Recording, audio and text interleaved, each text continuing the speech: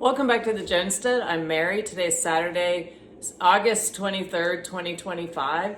And I wanted to talk a little bit today since everyone's in that back to school swing. The parents are taking their kids back to college, or they're now starting to think ahead for planning ahead for the future for their young teens as to where they might be going in the future.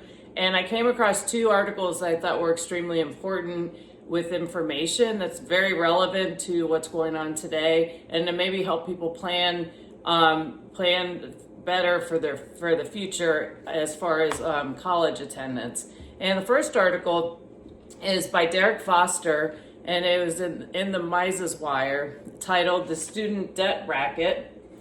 And I'm going to read from it specifically. And it says, "The student debt crisis isn't a natural phenomenon. It's the predictable result of decades of government interference. Since 1980, average tuition fees have increased by 1,200%, while consumer inflation 236%. This has resulted in families taking on mountains of debt to afford college. Today, over $42.7 million Americans owe a combined $1.69 trillion in federal student loan debt. A combination of federal policies, including subsidized loans, government grants, bloated university budgets, and a complete lack of accountability has fueled the relentless rise in tuition costs. As a result, higher education, once seen as a path to opportunity, has become a debt trap for millions. And that's a shame, absolutely. So how did we get here? Well, and this is where he does an excellent job in giving us the history of how we got here. In 1978, Congress passed the Middle Income Student Assistance Act, making federally subsidized loans available to nearly all students. Once 1980 began, tuition rates started the steady climb. College administrators realized with student loans, the students weren't paying upfront costs because it was all going through the loans. And so the price sensitivity to the programs that they were offering through tuition was not a limiting factor for them.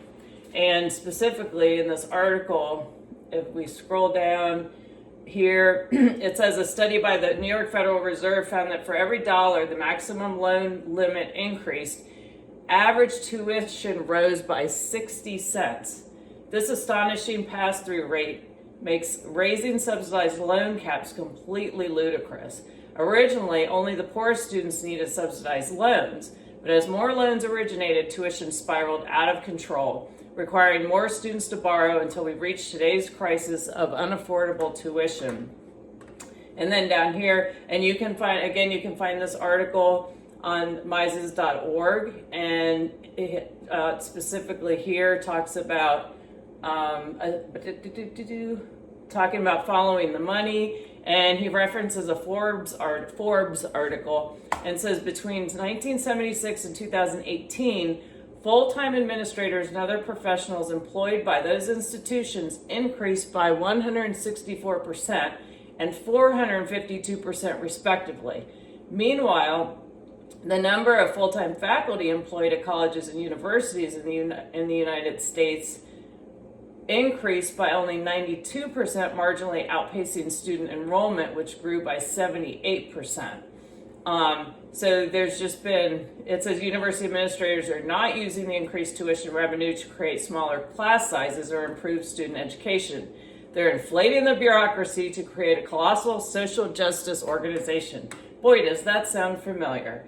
And then I'll end with this on this particular article, and he closes in saying the forgotten taxpayer. Lost in this conversation is the taxpayer who's also getting shafted.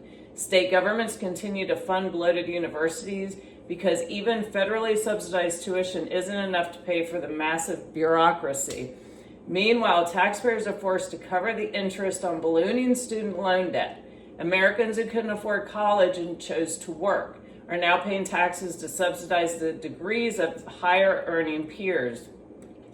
This collectivist pyramid scheme is a naked power grab designed only to expand the education system enrich insiders, and reward those who continue to partake in the scheme. And as we've seen, the result is, as it talks about, you have families that, well-intentioned, are attending universities. Universities sell them a program, but what's happening is people are going into these programs without considering what is the return on investment. And so they're going in majoring in something that won't be relevant when they graduate, so they have $100,000 in debt and there's no employment for them. So this other article that I wanted to touch on real quick and is that I thought was informative and helpful, and it was on CNBC, the top 10 public colleges with the best return on investment in the United States. And it talks about how they chose these particular colleges. This was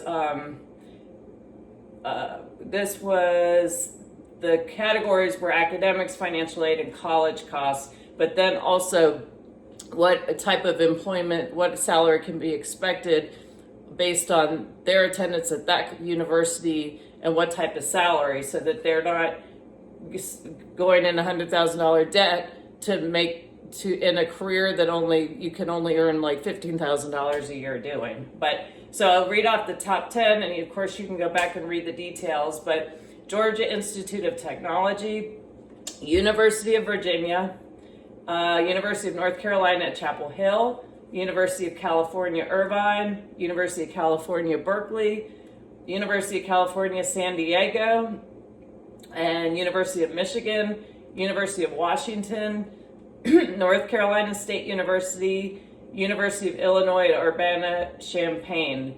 And so here, for example, let's take University of Virginia, and 2025-26 in-state tuition is $16,000 to $28,000 depending on your program. Out of state is $55,000 to $68,000. And it says average net price for, this was last year, $22,800 with expected median earnings of $86,863. So I hope you find this helpful, and I wish everyone the best. Those that are attending school, I think it can be a great learning experience, but make sure you're being a smart investor about it, and don't just go along and do programs just because, it's kind of the thing to do. Make sure that you're investing your time and your money wisely. So have a wonderful Saturday, and I know it's beautiful here in Virginia today. It's almost fallish, and I appreciate you all tuning in. I also want to thank everyone who subscribed to the channel and liked and shared any of the videos that I put out. Really appreciate it, and I look forward to talking to you all again soon. Have a great day. Bye.